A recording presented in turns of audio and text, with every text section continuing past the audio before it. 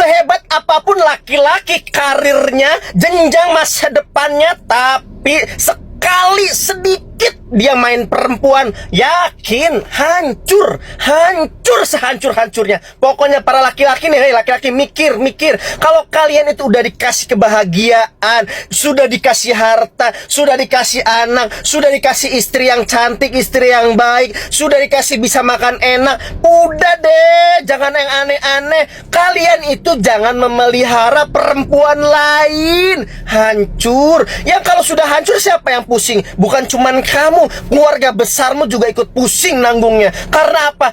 Aib. Dan juga yang makin parah, semua ekonominya hancur seruntuh-runtuhnya.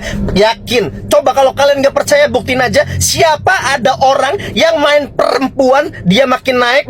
Gak ada ceritanya. Lambat laun akan hancur sehancur-hancurnya. Kalau kalian gak percaya, buktiin aja di sini. Komen, jangan lupa follow.